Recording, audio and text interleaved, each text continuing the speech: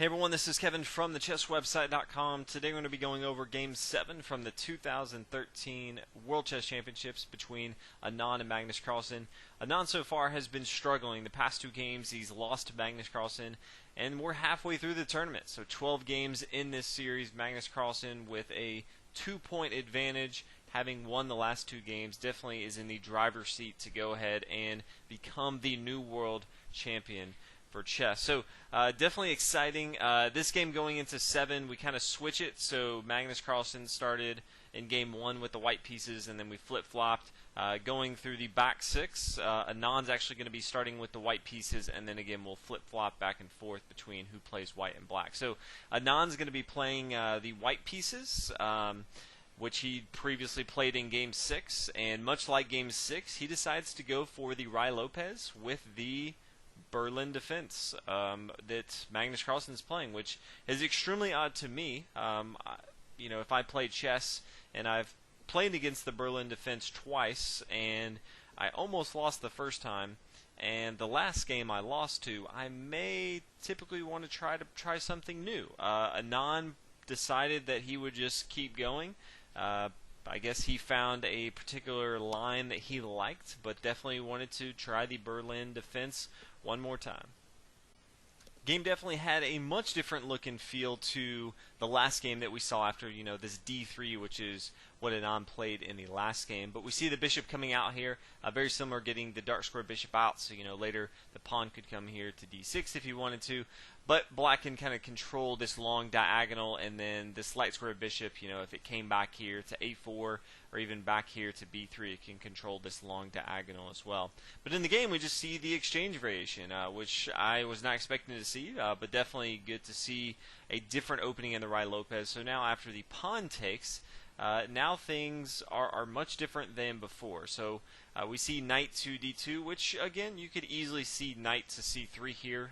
This is definitely common. So knight to d2 is definitely one of those that I'm sure Anand has been looking at for a long time. There's only few variations that he can really expect to the Berlin defense, and considering he kind of is setting the pace with taking the knight here on c6 with the exchange, you can pretty much assume that he's been preparing this knight to d2, and then after the bishop comes down, playing after the pawn, and after the bishop pushes back, playing this knight to f1. Now, personally, I think that the knight to f1 is kind of odd, dancing the knight back over to the first rank just to bring it here to g3. Seems a little bit passive from white, but that's okay. I'm sure he found the line that he liked that would work well against Magnus Carlsen. So Magnus Carlsen now decides to bring his knight back here to d7. A few other options that he had, if we're kind of looking at it. Magnus Carlsen has developed all of his pieces to protect his queen, so he could bring his queen out to d6. He could bring it out to queen to e7. Both of these make sense. He could go and castle on the king side. Also, a lot of times, if you have double pawns here on c7 and c6, you castle on the queen side because you immediately have that rook open for the semi-open file here on the d file. So definitely one option that he could go. Decides to go ahead and bring his knight back here to d7, and then the knight's going to come here to g3. So this knight has, Anand has pretty much spent the last 3 moves bringing this knight over here to g3, attacking this bishop, basically saying, hey, I want to trade off my knight for your bishop. Magnus Carlsen just says, okay, that's fine. I'll just go ahead and trade right away. So we see the queen come up here, and then we see the pawn push forward to g6. And this is actually an important move. A lot of times when you play as chess, you have 2 things that you're trying to do. The first thing is you try to develop a plan, and you try to execute that plan. Whether that plan is, I want to get to an outpost, I just want to dominate that, or I want to attack my opponent's king side, or hey, there's a small weakness, he has double isolated pawns that I want to attack on the c file. Whatever that may be, you have a plan, you try to execute that plan. You try to have all your pieces coordinated to do that. A lot of times your plan may just be, hey, I want to limit the squares my opponent can go to and really just choke pretty much anything that he can do. As you can imagine, Magnus Carlsen's feeling good in this tournament. He doesn't have to do anything except tie the rest of the games. He could even drop a game if he wanted to, and he would go on to be, the world champion. That's really ultimately what he wants to do. So a lot of what I think Magnus Carlsen is playing for is a solid defense that he can easily just play to really cut all the potential places that Anand can go to that could pose some threats. And so g6 does exactly that. Anand wants to bring the knight here to f5, really cause a lot of problems for Magnus Carlsen, so he just plays this g6. Doesn't want to fianchetto his bishop over here. More than likely just wants to castle on the queen side now. But this just kind of stops a lot of the pressure that this knight, on g3 is posing. It can no longer come to h5 as well. It's kind of attacking that bishop. So all of a sudden, Anand's moved his knight over here to g3. It took 3 moves to get here, and now it really can't do anything at all. So now the bishop's going to come to e3 again, completing development. You always want to get all your pieces involved, castle, get your rooks connected, and then figure out where you want to go. Same thing for Magnus Carlsen, plays queen to e7, getting ready to castle. Both sides decide to go ahead and castle, and then knight here to e2. So this knight's just moving all over the board. It's not real clear what Anand wants or even needs to do here. It's just really hard to attack this defense for Magnus Carlsen. Again, the Berlin defense is known for being very hard to attack, but in this particular case, there's no real clear path forward. Magnus Carlsen just brings his rook over, supporting the center of the board. You always want to dominate or defend the center of the board as much as possible. The king's going to come over to b1, again, safer square, protecting, making sure something can't just sneak past here on a2 and then start to attack. And then we see b6, interesting move. Later, looking to, bring his knight here to c5 for a nice little outpost, allowing his king to get more involved into the action if he wants to. So a nice little move from him. Anand decides to go ahead and push forward on the king side. He does have the majority of his pieces on the king side. It's going to be very difficult to move all of his pieces over to the queen side. And so he starts to push forward on the king side, which makes sense. That's really his only option to attack. And then we see the king come here to b7. Again, nice little place for the king, especially since his opponent doesn't have a light square bishop. It's going to be really tough for this king on b7 to come under attack. So the pawn pushes forward. And then Magnus Carlsen just decides to go ahead and trade pieces off here on e3.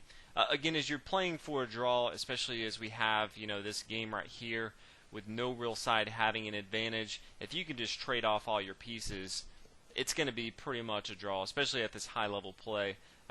So again, I think that's kind of what Magnus Carlsen's going for. What's interesting in this game is with Anand having only 6 games left to win 2, that he's just playing just to kind of trade off pieces and kind of get to the end game. So from here, Magnus Carlsen plays knights here to c5, not only developing one of his knights to a better square, but kind of also opening up this semi-open square for his rook here on d8. So it's kind of a double move, nice little square for Magnus Carlsen with his knight there. After the pawn takes, we're going to have the pawn recapture. Pawn here to g3, just kind of a waiting move. Can always push forward with knight to f4, which has another defender right there. But again, it's not doing too much for Anand. Magnus Carlsen pushing forward on a5, recognizing he can't push on the king side, but he doesn't really have a strong attack as well. Again, he just doesn't have the pieces to kind of break through this attack. Both sides are really just going to have a hard time doing anything. Anand decides to play a rook over here to h7. You always want to have your rooks on your opponent's 7th rank. They can start to do a lot of damage, but usually they start to do damage when your opponent's queen's off the board. If they have the queen, it's a little harder, just because they can really just control that entire 7th rank, which is with their queen itself. So we have the rook swing over here to h8. Anand decides to go ahead and exchange off all the rooks, and so after the queen here, we have the pawn push forward, but then there's just going to be an exchange right here, and then the pawn recaptures, and then the queen captures, and so Anand has pretty much gave up all of his attacking pieces, so it's very unclear how to attack from here. We now see Magnus Carlsen push forward with f5. After the pawn takes, Magnus Carlsen can retake. Be a huge mistake here. You obviously don't want to mess something up where you take with your queen. After the queen takes and the pawn takes, the knight can come here to d4, actually win a pawn, and then there's going to be a pass pawn here on the g file. White would actually have a pretty easy win going up the board here and actually winning the game here. So again, it's the small things in chess, but Magnus Carlsen isn't going to make that mistake. Decides capture with the pawn, and then from here there's just no real way for anyone to do anything. Both sides are completely equal. There's no way for anyone to really get an advantage here. We do see the king get more centralized, and then we see the knight here to g5, attacking the queen here. There's no great square for the queen, so Anand just decides, you know what, I'm not going to try to get too creative, just decides to come back. Magnus Carlsen has no problem just repeating moves here, and so we see just this twofold repetition here, coming back, and then both players decide to draw after 32 moves. So again, I think this for Magnus Carlsen is one of the best things that he could have imagined. He sees Anand in a desperate situation, and he plays the Rai Lopez Berlin defense, something that Magnus Carlsen's done really great about. Anand, again, I think he just isn't quite ready for Magnus Carlsen. He doesn't seem to be playing the normal Anand that's been such a great player in the 90s and 2000s. I think his playing style just isn't working in this tournament. I think Magnus Carlsen may even win another game or two. I just don't see there's any way to stop Magnus Carlsen right now. But hopefully you guys enjoyed this video. Looking forward to Game 8. Again, Magnus Carlsen with a 2-point lead in the tournament. Thanks for watching. Bye.